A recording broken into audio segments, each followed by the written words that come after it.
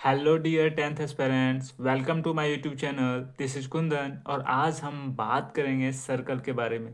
पिछले वीडियो में हमने सर्कल के सरकमफ्रेंस और एरिया को देखा था। इस वीडियो में हम सर्कल के सेक्टर त्रिज्यखंड और सिगमेंट वृत्तखंड के बारे में बात करेंगे। सबसे पहले बात करते हैं त्रिज्यखंड सेक्टर के बारे में। तो यहाँ आप देख सकते हैं, the portion of the circular region enclosed by two radii and the corresponding arcs is called a sector of the circle. आप यहाँ देख सकते हैं कि टू रेडियाई और आर्स, दो रेडियस और एक ये आर्स के द्वारा जो इनक्लोज्ड रीजन है, इसी को सेक्टर कहा जाता है। ठीक है, यहाँ आप देख सकते हैं ये छोटे वाले सेक्टर को माइनर सेक्टर कहा गया और ये बड़े वाले भाग को मेजर सेक्टर कहा गया है। ठीक है, तो हम यहाँ देखते हैं कि सेक्टर का जो एरिया है और ये आर्स का लेंथ है उसके बारे में हम बात करते हैं। यहाँ आप देख रहे हैं ओ सेंटर का एक सर्कल है, एक सेक्टर है ओ ए पी बी। एक यहाँ सेक्टर है जो इस केंद्र पर अंतरित कोण थीटा है और इसका रेडियस आर है। तो ऐसी स्थिति में तो इस वाले सेक्टर को हम यहाँ देख सकते हैं, दिस सेक्टर इज थीटा बटे 360 पार्ट ऑफ कंप्लीट सर्कल। ये पूरे कंप्लीट सर्कल का थीटा बटे 360 पार्ट है। हम ऐसे कह सकते हैं कि जैसे हमारे पास पांच पेंसिल है और पांच पेंसिल में हमें दो पेंसिल चाहिए। पांच में से हमको दो चाहिए, तो मैं ऐसे कैसे लिख सकता हूँ, दो टू ओ बाय 5। तो यहाँ वही है, क्या यहाँ थीटा एंगल बन रहा है और टोटल यहाँ एंगल होता है 360 डिग्री का। इसलिए हम लोग इसे कह सकते हैं थीटा बटा 360 पार्ट ऑफ कंप्लीट सर्कल। ये फ्रैक्शन पार्ट हो गया। ठीक है, तो हम यहाँ देखते हैं एरिया के बारे में। Area of the sector of angle theta. Angle theta के लिए इस सेक्टर का जो एरिया होगा, तो पूरे सेक्टर के एरिया का थीटा बटे 360 पार्ट हो जाएगा। यहाँ आप देख सकते हैं, तो थीटा बटे 360 से गुना हो गया तो आपका ये सेक्टर का एरिया निकल गया। अगला देख सकते हैं यहाँ, length of an arcs of a sector of angle theta. इस थीटा एंगल पर जो ये आर्स बनेगा ए पी बी, ये जो आपका आर्स है, इसका लेंथ निकालने के लिए क्या करना होगा कि ये 2 पाई, ये पूरे लेंथ का थीटा बटे 360 पार्ट हो जाएगा, थीटा बटे 360 पार्ट हो जाएगा। तो यही है 2 पाई आर इंटू थीटा बटे 360। तो आपका जो भी लेंथ होगा वो यहाँ आप कैलकुलेट करके निकाल सकते हैं। तो मैं यहाँ कैलकुलेट कर रहा हूँ। ए बी ये क्या है, आपका आर्स है, इसको हम एल से इंडिकेट कर दें। किससे? एल से। एल बराबर 2 पाई आर थीटा बटे 360। ठीक है, यहाँ थीटा का डिग्री डिग्री कट गया है यहाँ, तो यहाँ डिग्री लिखने की जरूरत नहीं है। 2 पाई से कट गया 180, पाई आर थीटा बटे 180 हो गया। आर को हम बाहर रखे, पाई 180 इंटू थीटा। यहाँ हम यहाँ तक तो देख लिए, यहाँ तक में कोई समस्या नहीं है। अब हम लोग देखते हैं रेडियन क्या है। अब हम लोग रेडियन को देखेंगे, उसके बारे में उसके बाद आगे बात करेंगे। रेडियन क्या होता है, किसी भी सर्कल में ये आर रेडियस और ये दो रेडियस आर है, ओ ए बराबर ओ बी, इसका रेडियस आर है, यहाँ देख सकते हैं इसकी लंबाई आर है।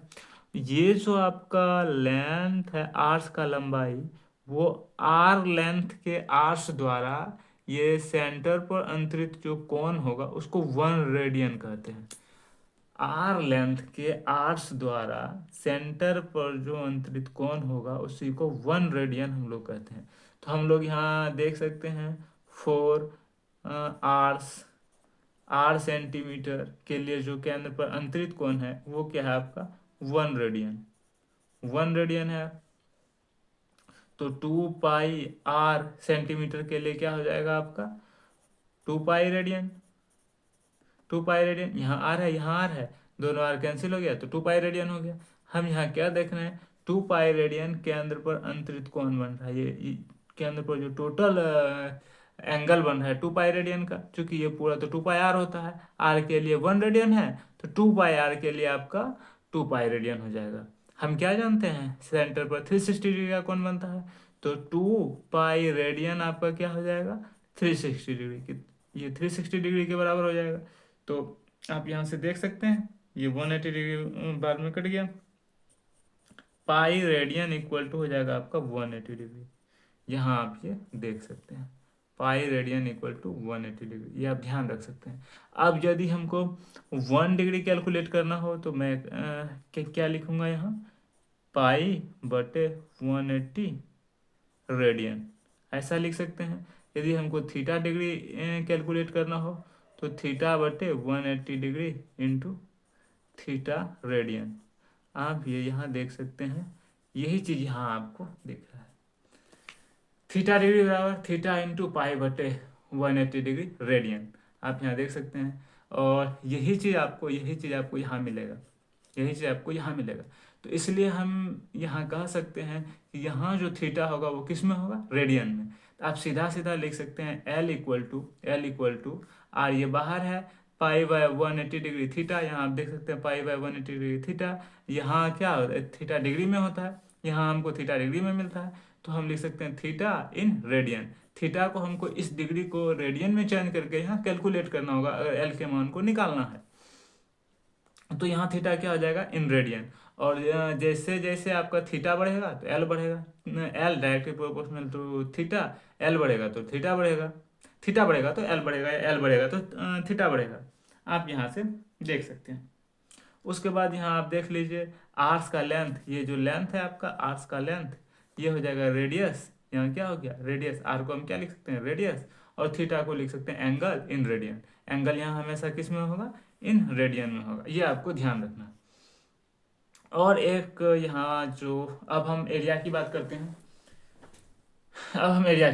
हैं, इसी, यहाँ है आपका एरिया ऑफ सेक्टर। अभी हम लोगों ने देखा area of sector pi r square into theta बटे 360, यहाँ देखा था हमने pi r square into theta बटे 360। अब हम लोग देखेंगे इसी को आगे करके, थोड़ा इसका रूप चेंज करके हम लोग बात करेंगे। एरिया ऑफ सेक्टर ये क्या, पाई आर स्क्वायर थीटा बटे 360 अभी हमने देखा था ऊपर। तो इसमें क्या क्या हम लोगों ने क्या किया, हाफ से गुना कर दिया, 2 को अंदर ले लिया, ठीक है। और यहाँ 2 आर था तो एक आर को बाहर करके मल्टीप्लाई में रखा है, तो मल्टीप्लाई होकर यहाँ आर स्क्वायर होगा, ये कट के तो यही आ जाना है। तो हम ये क्या देख सकते हैं, इसको हमने एल कहा था, यहाँ हमने एल कहा था, ये देख सकते हैं आप, ये चीज़, इसको हमने क्या कहा था, एल, यहाँ पर आप देख सकते हैं ये एल है, क्या है ये एल है। 2 पाई आर इंटू थीटा बटे 360, इसको एल बोला था हमने, और यहाँ इंटू आर हो गया, तो ये हो गया आपका area of sector half into L R. ये आप ध्यान रखने में थोड़ा मुश्किल होता है, इसको हम अच्छे से समझें तो इसको बड़े ही खूबसूरत तरीके से ध्यान में रखा जा सकता है। हम लोग बात करते हैं एल की, एल ये फिगर दिख रहा है शायद, हाँ इस फिगर में ये आपका एल है, ये आपका टोटल एल है, ये आपका आर है, ये भी आपका आर है, ठीक है। हमको इसका एरिया निकालना है, ठीक है। अब हम क्या करते हैं, अब इस एल का जो भी लेंथ है इसको हाफ डिवाइड कर देते हैं, आधा इधर आधा इधर, ठीक है। मान लेते हैं ये स्ट्रिंग है, स्ट्रिंग को क्या किए, आधा कट कर लिए, आधा कट करके यहाँ से निकाल लिए, इस रेडियस को इसमें यहाँ से कट करके निकाल लिया और इस रेडियस को इसमें मिला दिए। तो ये आपका क्या आ जाएगा, ये आपका आ जाएगा यहाँ, यहाँ आप देख सकते हो, और यहाँ से मैंने कट करके अलग कर लिया, यहाँ से इस रेडियस को इसमें मिलाया और इस पार्ट को अलग कर लिया, इसको भी अलग कर लिया, तो आपको ऐसा मिलेगा, यहाँ देख सकते हैं आप, ये आपका L/2 और ये R ऐसा मिलेगा। और ये जो मैंने कट करके अलग किया है इसको मैंने ऊपर रख लिया यहाँ पर, तो ये भी L/2 हो गया। ये कटिंग पार्ट यहाँ से कट करके अलग किया, दोनों के बीच में ऐड कर दिया, जैसे ही ऐड किया तो ये L/2 हो गया, ये R हो गया, ये भी L/2 हो गया, और ये भी आपका R हो गया। ये तो आपका रेक्टेंगल बनेगा, ये रेक्टेंगल बनेगा। और रेक्टेंगल का एरिया तो हमको पता है कि लेंथ इंटू ब्रेथ होता है LB, तो हम यहाँ से इसको कैलकुलेट कर सकते हैं, एरिया ऑफ सेक्टर, तो L/2 into are, L/2 into are. अगर मैं यहाँ लिखना चाहूँ एरिया ऑफ सेक्टर,